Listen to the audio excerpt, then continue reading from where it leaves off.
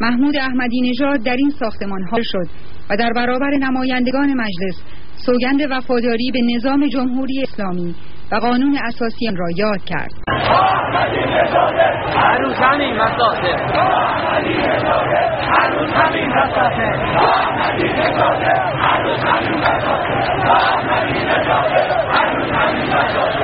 اما دولتی‌ها، یعنی همون کسانی که مورد اتهام بودن، در حالی که همه اسناد و آرا و صندوق‌ها دست خودشون بود، میگفتن باید به ما مدرک نشون بدیم.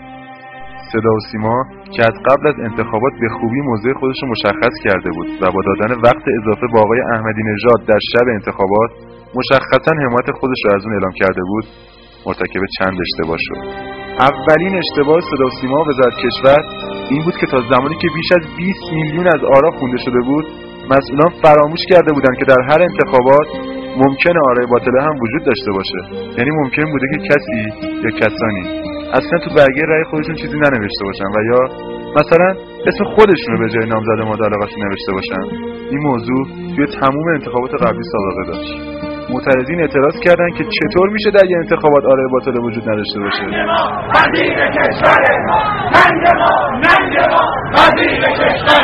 مسئولین متوجه اشتباه خودشون شدن و برای ظاهرسازی هم که شده چند رأی باطله اعلام کردن. از اونجا که اعلام کردن رأی باطله همه محاسبات و جمع و تفریق اونا رو به هم میریخت، برای اینکه جمع آرا دست نخوره مجبور شدن بخشی از آرای آقای محسن رضایی رو بردارن و به عنوان آرای باطله اعلام کنن. به همین دلیل وقتی که صدا و سیما در روز 23 خرداد مشغول خوندن آرای کاندیدا بود، با قرائت آرای صندوق‌های جدید آرای آقای محسن رضایی به جای اینکه زیاد بشه کم شد. یعنی در حالی که در ساعت 9:47 صبح آقای رضایی بیش از 633,000 رأی آورده بود، چند ساعت بعد با شمردن آرای صندوق‌های جدید آرای آقای محسن رضایی به کمتر از 588,000 رأی رسید. اگه فرض کنیم که در همه صندوقایی که از ساعت 9:47 صبح تا ساعت 13:53 بعد از ظهر شمرده شده بود، حتی یه رأی هم به نفع آقای رضایی وجود نداشت، باز هم باید آرای آقای رضایی ثابت می‌موند، زیاد نمی‌شد، نه اینکه کم بشه. لو رفتن این تقلب بزرگ باعث شد که وزارت کشور چندین روز بعد از انتخابات مجبور بشه که آرای صندوق‌ها رو تک به تک اعلام کنه. اعلام آرای ساخته شده برای صندوق‌ها باعث شد که صدای ریاضیدانای دنیا در بیاد. یه قانون ریاضی که سالها پیش توسط آقای بنفورد کشف شده میگه در یک انتخابات سالم هر یک از اعداد 0 تا 9 به تعداد مشخصی میتونن در آرای هر صندوق و هر نامزد تکرار بشن. با کمک این نمودارا اگه کسی بخواد با اعلام اعداد تقلبی و جعلی که از راه رأیگیری واقعی به دست نیامده نتایج رو تغییر بده، خیلی زود دستش رو میشه. آرایی که برای صندوق‌های رأی توسط وزارت کشور اعلام شد به هیچ وجه در نمودارهای بنفورد نمیشن. این منحنی‌ها رو بالا و پایین میکنن برای اینکه شما رو گول بزنن. نقش خط مار میکشن، نقشه مار میکشن و سعی میکنن که شما به اصطلاح به بیراهه ببرن. ریاضیدان‌ها در سراسر جهان تحقیقاتشون رو آمارهای ارائه شده توسط وزارت کشور ایران شروع کردند و اونا رو تو فرمولای خودشون گذاشتن. احتمال وقوع تقلب خیلی زیاد بود. علاوه بر قوانین بنفورد، روش چسکوار تست هم تقلب رو تایید میکرد. دانشگاه‌های معتبری مثل دانشگاه کلمبیا تحقیقاتی منتشر کردند که بر اساس اونا به احتمال بیش از 99.5% آمارهای اعلام شده توسط وزارت کشور ساختگی هستند. والتر میبن، استاد کرسی آمار علوم سیاسی دانشگاه میشیگان، پس از محاسبات و تحلیل فراوان با استفاده از روش‌های گوناگون ریاضی گفت شواهد خیلی قوی برای تقلب گسترده در انتخابات وجود داره.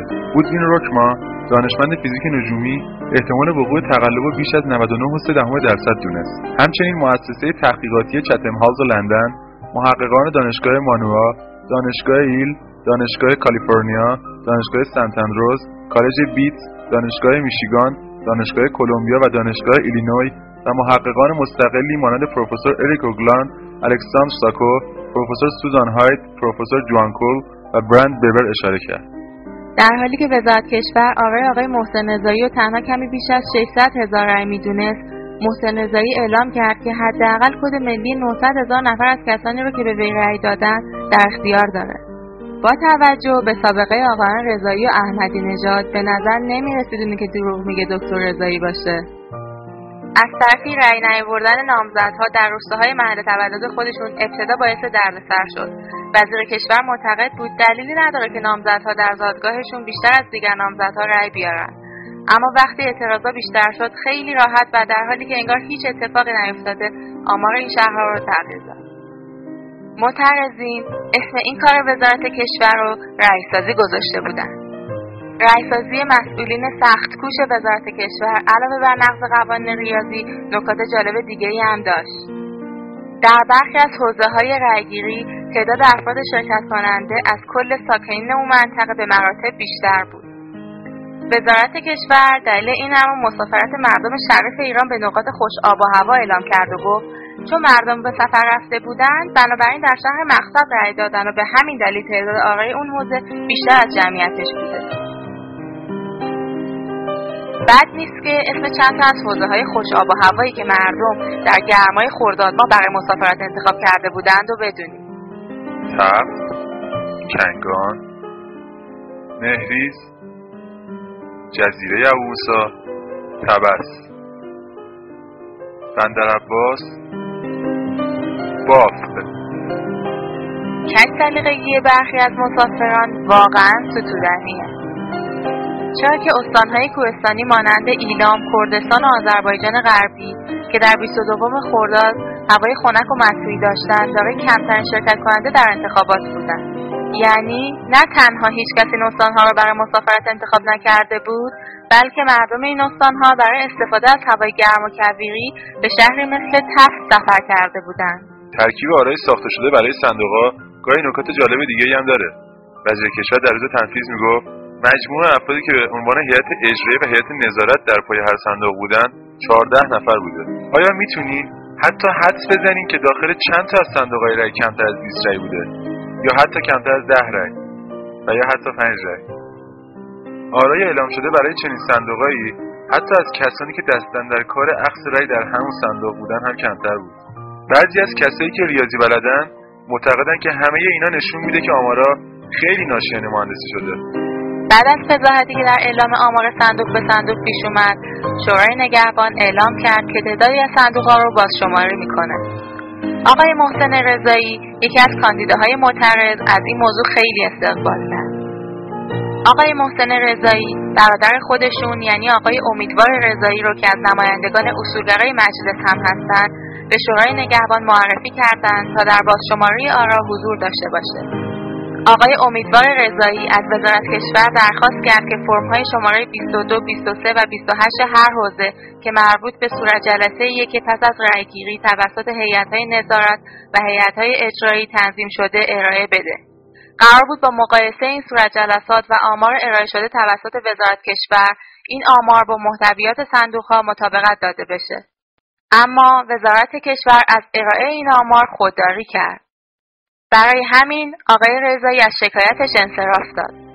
وزارت کشور با خوشحالی اعلام کرد آقای رضایی مدرکی از بازشماری آرا به دست نیاورد. اینجا بود که آقای امیدوار رضایی افشاگری خودش رو شروع کرد. امیدوار رضایی فاش کرد که بین 70 تا 80% از آرای صندوق‌های ارسالی توسط وزارت کشور با یک خودکار و یک دستخط و به نفع یک کاندیدای خاص نوشته شده بود.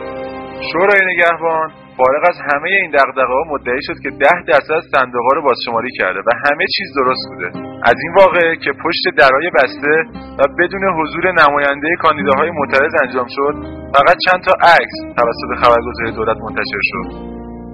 این عکس‌ها نشون میداد حق با آقای امیدوار رضایی بوده و حداقل در چند رأیی که عکس اونها توسط خبرگزاری دولت منتشر شده، آرا با یک خودکار و یک نوع دستخط نوشته شده.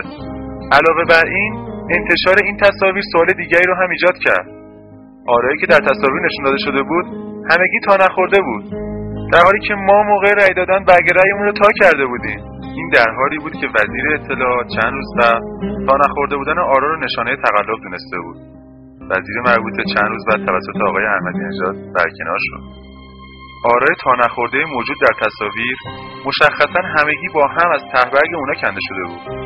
پس چه بلایی سر صندوق‌های واقعی اومده بود؟ یک کارمند ناشناس وزارت کشور به روزنامه‌های گاردین و نیویورک تایمز گفت که در وزارت کشور به آرای واقعی نگاه هم نکردند، بلکه صرفاً یک عدد برای مجموع آرا نوشتند. چند روز بعد از چاپ این گزارش، یکی از کارمندان وزارت کشور در یک سانحه تصادف کشته شد. در روز 10 تیر ماه در شهر شیراز اتفاق جالبی افتاد. هنگام بازدید استاندار و امام جمعه شیراز از یک ساختمان نیمه کاره در این شهر، حداقل 4 صندوق رای توسط خبرنگاران کشف شد. صندوق‌هایی که ما رأیمون رو توی اونا انداخته بودیم و قاعدتاً باید در زیرزمین وزارت کشور در تهران می بودن که از یک ساختمان نیمه کاره در شیراز درآوردن. استاندار از همه خبرنگاران خواست موضوع رو فاش نکنن، ولی یکی از خبرنگاران تصویر صندوق‌ها رو منتشر کرد. خبرنگار مربوطه به 6 ماه زندان محکوم شد. چند روز بعد همسرش نیز بازداشت شد. اما چه کسانی برگاه تا نخورده را با اسم احمدی نژاد مزین کردند؟ تنها سندی که از این بخش تقلب موجوده، فیلم یکی از عوامل وزارت کشوره که به سرعت مشغول پر کردن برگه‌های رأیه. متاسفانه وزارت کشور و دستگاه قضایی مایل نیستن که فرد مذکور شناسایی بشه.